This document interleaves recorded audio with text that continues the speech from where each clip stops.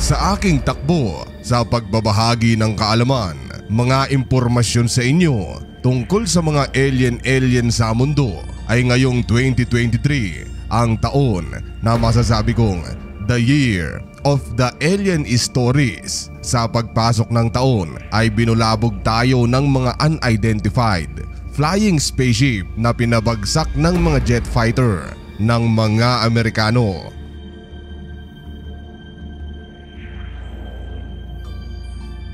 Didn't have a turn radius that we would expect. It didn't have a period to accelerate and decelerate. David said it was the WTF moment.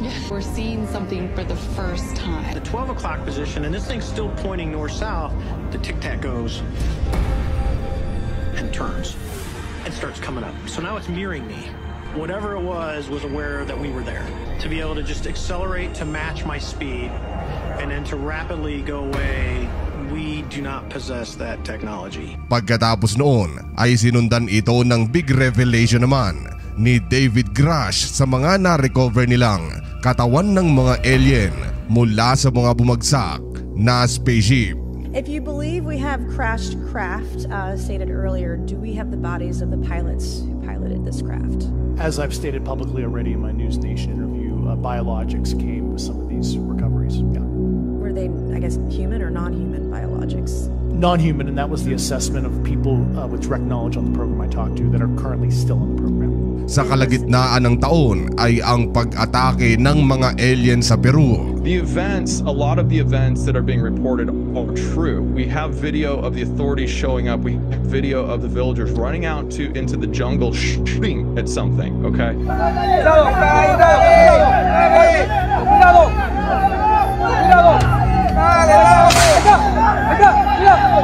At nito, kamakailan lang buddy, ay ang supposedly alien bodies na na-recover sa Mexico.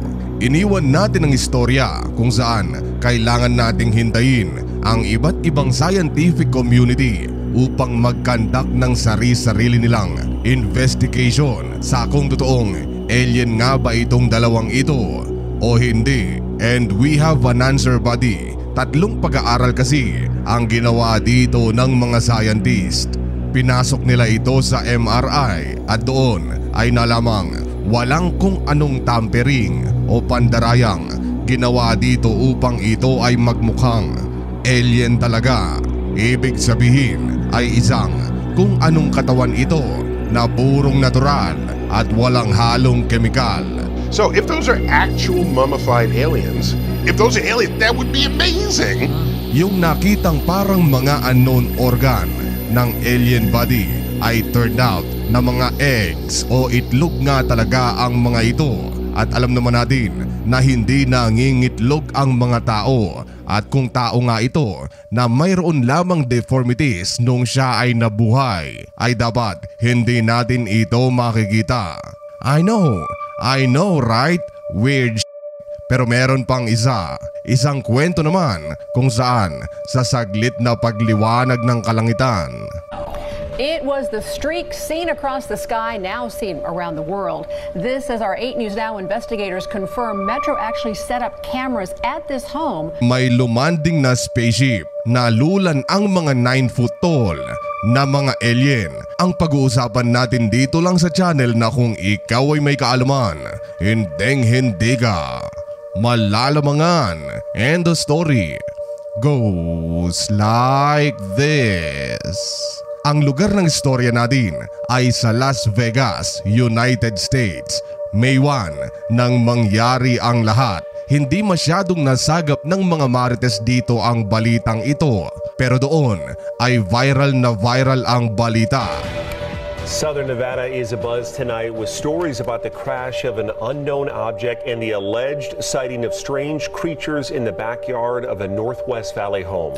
Bukod kasi sa hindi lang isang tao ang nakakita nito, ay may 911 call din na associated sa UFO landing. So there's 2 people or 2 subjects that are in your backyard? 9 feet, 10 foot, I don't know.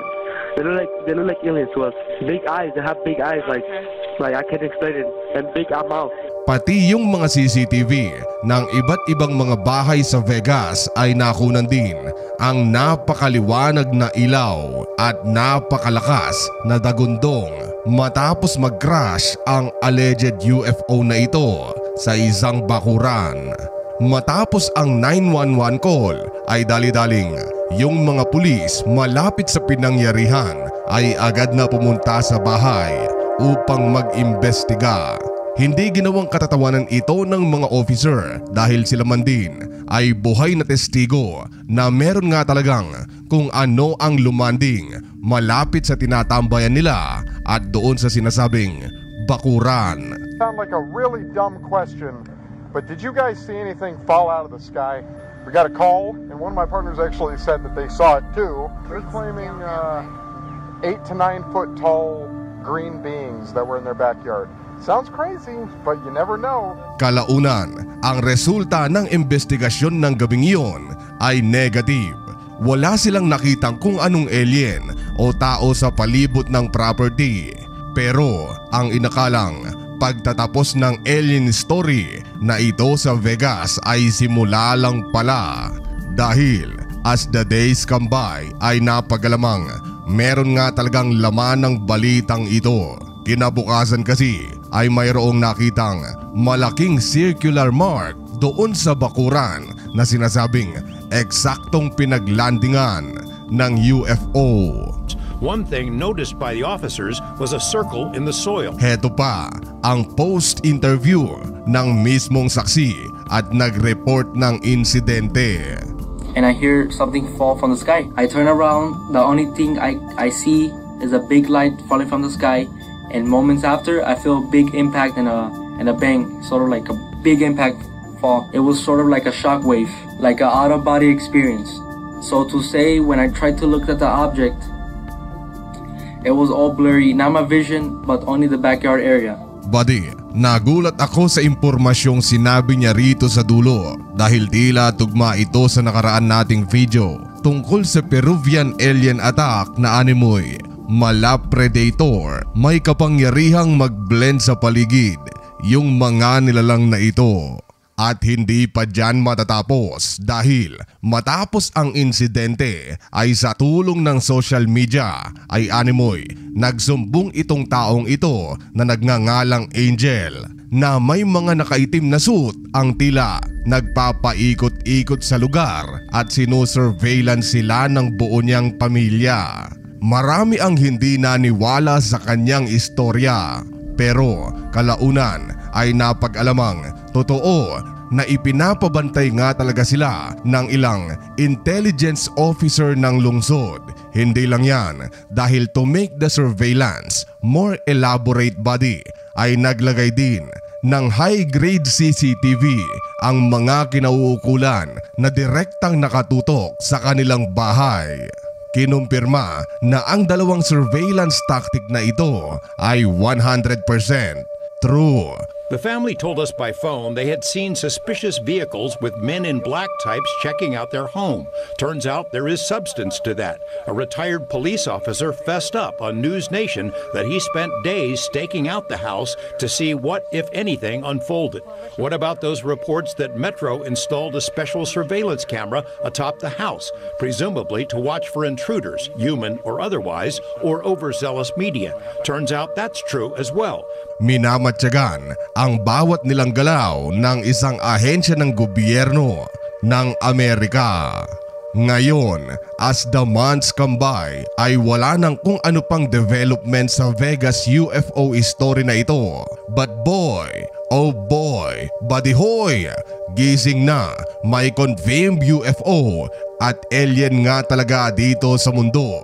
Pero ang inaakala sigurong the biggest news of the century ng Amerika, yung tipong magkakagulo ang buong mundo matapos nilang i-confirm na totoo ang mga alien, ay tila yung reaksyon ng mga tao ay it's just another day sa blue ball na umiikot sa napakalawak na kalawakan. Para bang ang dating sa atin lumang tugtugin na yan. Ngayon, kunwari buddy, kunwari lang, magulat tayong lahat. What? May alien? Lately ko lang nalaman, kaya naman pala naunahan na kayo ni kaalaman. Siguro ito na nga yung step 1 nila sa proyektong pinaplano nila na pinamagatang Project Bluebeam. May video na tayo nito and I highly recommend na panoorin nyo ang video. At buddy, hindi ko alam kung ako lang na tila noong kinonfirm nila na totoo nga yung mga alien ay biglang hindi na ako naniniwala. Ang dating naging kwentong barbero na yung mga alien. Gayong dito sa channel ay nauna ko na kayong binalaan sa plano at binabalak nilang gawin. Masasabi mo talagang kung ikaw ay may kaalaman, hindi ka malalamangan kahit na sino o kahit na anong gobyerno pa yan. And that's all for today's video. And as always, thank you so much for watching. Goodbye.